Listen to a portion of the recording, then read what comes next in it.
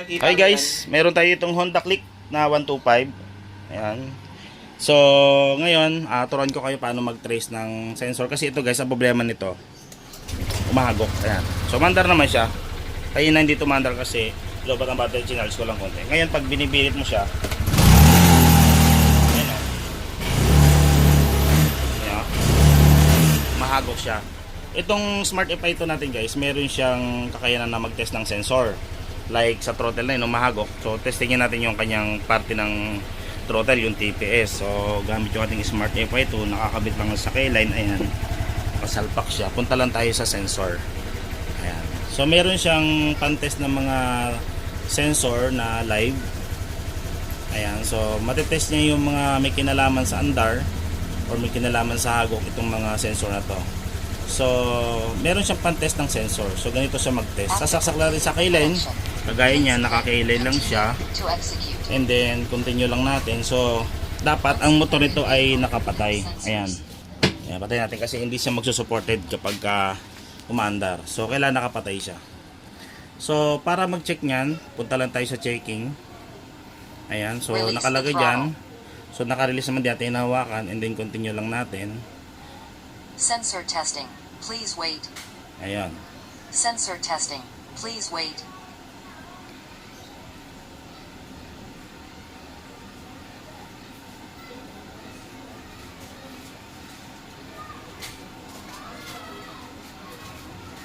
Okay, so ngayon Turn the ipupunta throttle natin. fully. Hold natin. Ayan.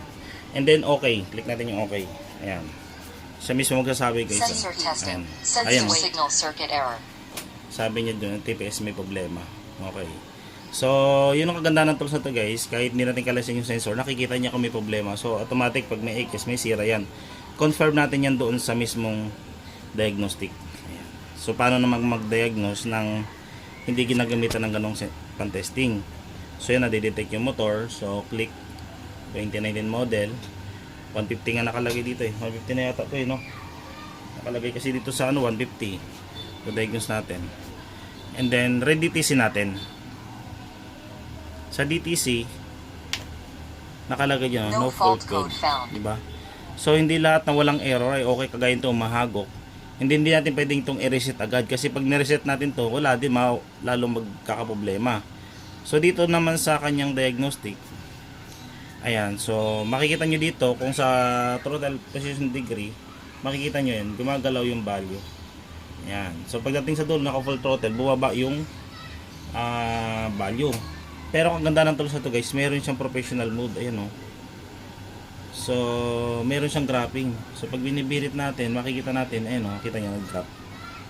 Ayan. So ito yung i-click nyo lang yung preset access para magpantay. Lumevel siya. Ay makikita nyo guys. So dapat pag pinupull throttle, hindi yan mag-drop. Ayan, nag-drop. Pinaka max throttle so kaya umahagok siya.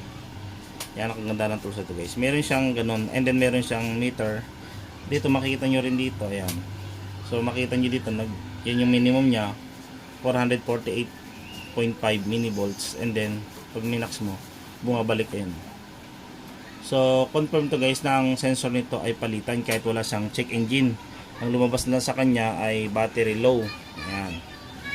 So, ganoon lang guys, pag testing ng live ng mga sensor, na kahit di natin kinakalas yung sensor, kaya niyang matest, lalo sa TPS ay napakahalaga nun, okay?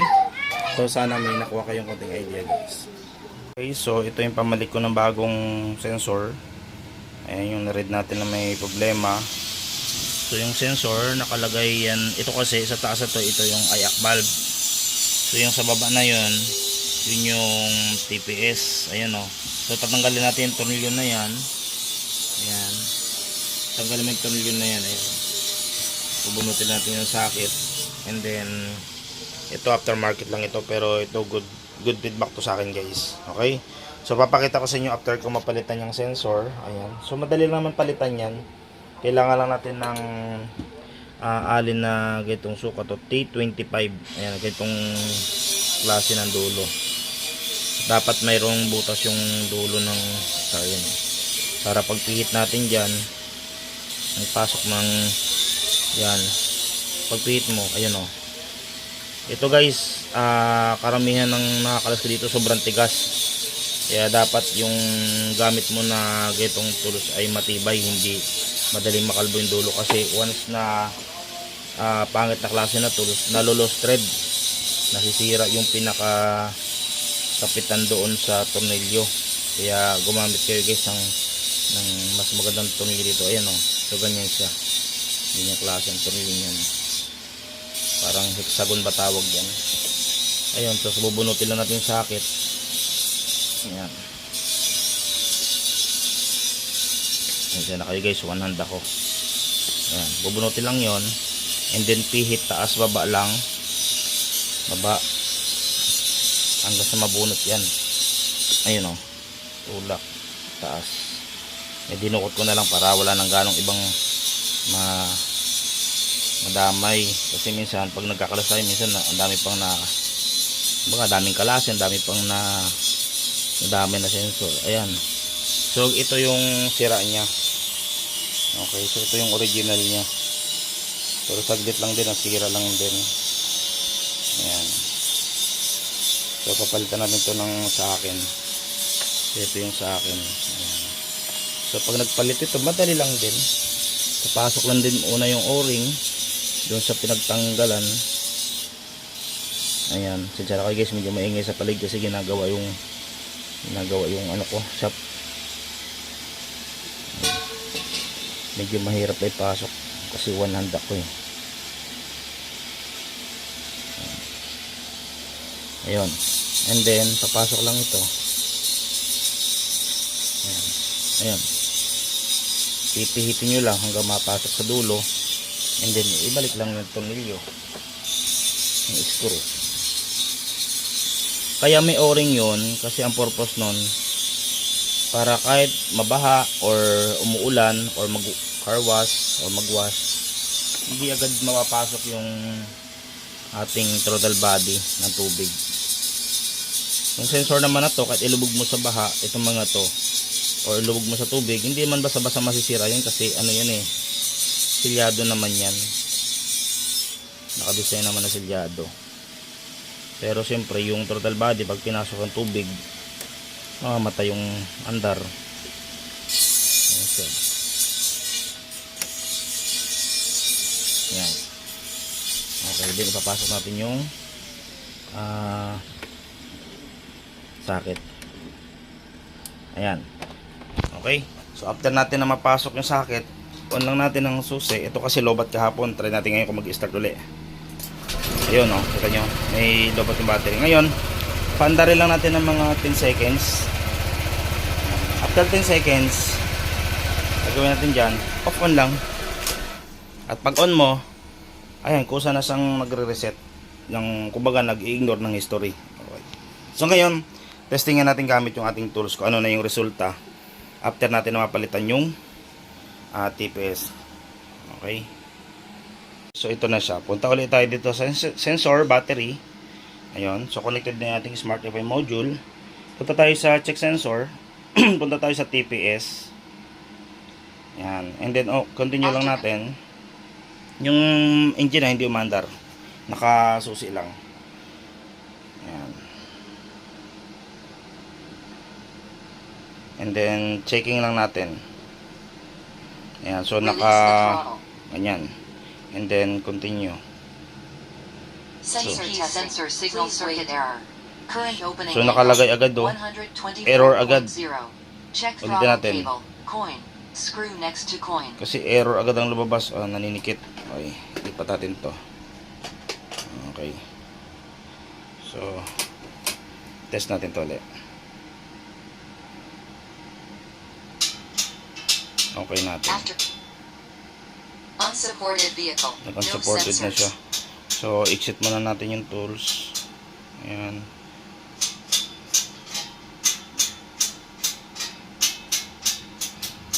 Off on natin susian. Ayan.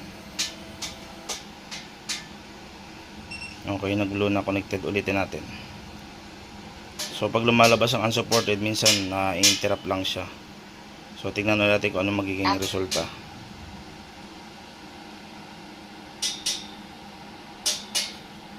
Okay, so continue natin. So yung minimum volt niya 0.55, ang max niya ngayon na nabasa ay 0.57 yung max natin.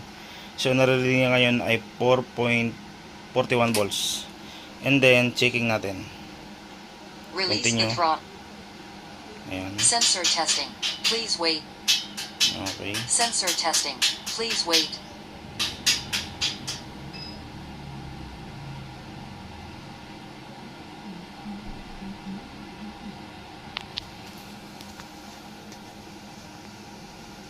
Okay, so full Turn throttle the natin. throttle fully.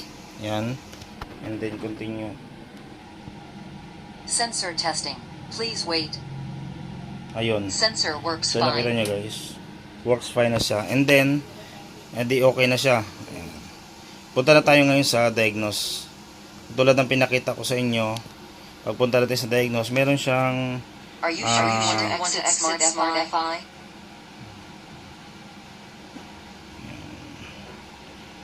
sa Ready TC. Ayan, so No fault. no fault found, and then continue. Tapos punta tayo sa TPS sensor katulad ng pinatest ko nakaraan. Grab. Ayan, and then full throttle. Ayan o. Hindi na siya nagda-drop. Diba? Ayan. Hindi na siya nagda-drop. I-preset natin. Ayan. Wala na siyang dropping. Okay? Ganon din sa meter. Makikita natin to nakaraan nagda-drop yan. Ngayon, ayan o. Diba? Max na siya. And then pag pinandar natin to, yan, hindi na siya hago kasi nakaraan mahagok to. Ngayon hindi na siya hago. Ayan o.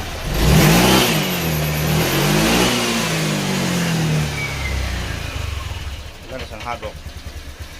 Nga lang medyo palyado, gawa siguro ng hindi pa to na AFI or may other problem, or possible malamig pa yung makina, pero dapat kahit malamig makina good siya.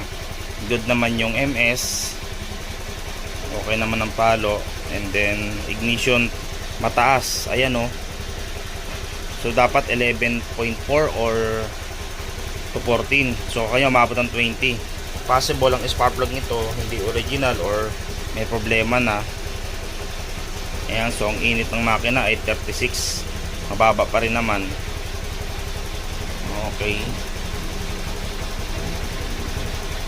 so RPM nya mababa, pwede nating pataasin yan. Ipihitin lang natin itong screw. Ayan,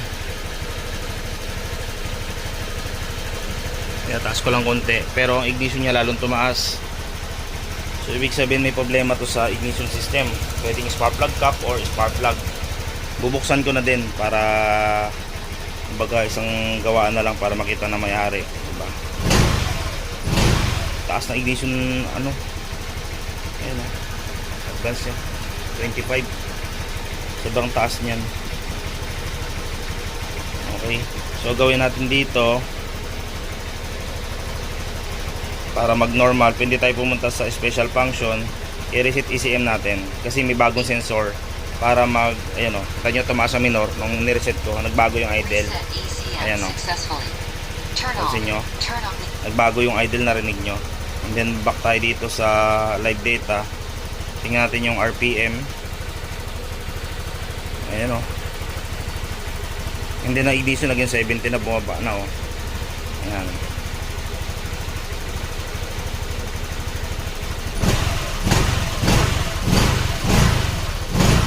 Yung fuel train nya, yung turn nya babawas hanggang negative 14. Halos good naman.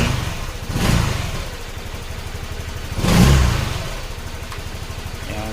Tataas ko pa yung RPM hanggang 17 kasi 17 kasi ang standard nito.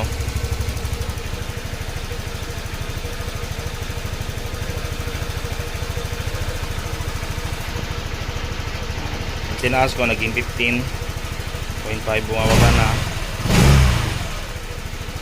So dapat ang reading niya na 11.4 to 14.4, ganun. Siya 15.5, medyo mataas pa rin. Hintayin natin hanggang umabot to ng ilang degree, 60 to 80.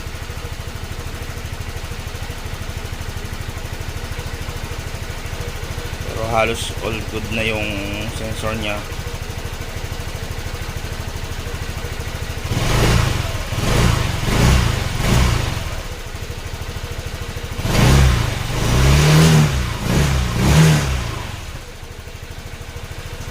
Ayan na, nag 14.0 na. Ang init ng makina ay 60 degree, 62, 63.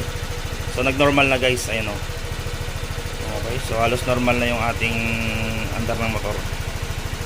All goods na to kasi na ECM reset na rin natin. Ayan. Ayan. So ganda na rin ng idle.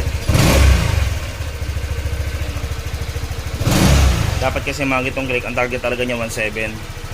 So naglalaro siya ng 1.6. Ayan o. Medyo mababa pa yan. So possible for cleaning na rin to kasi pinapagawa na may-ari ngayon, yung problema lang. So hindi pa siya nakaschedule for cleaning or yung mga pump filter or other maintenance, wala pa. Ayan. So ignition bumaba na. Ayan. So pag nag 80 degree pa to, mas bababa pa yan. Yan kasi yung target na good niyan, 11 to 14. All goods na to. Okay. So magandang araw po sa ating lahat.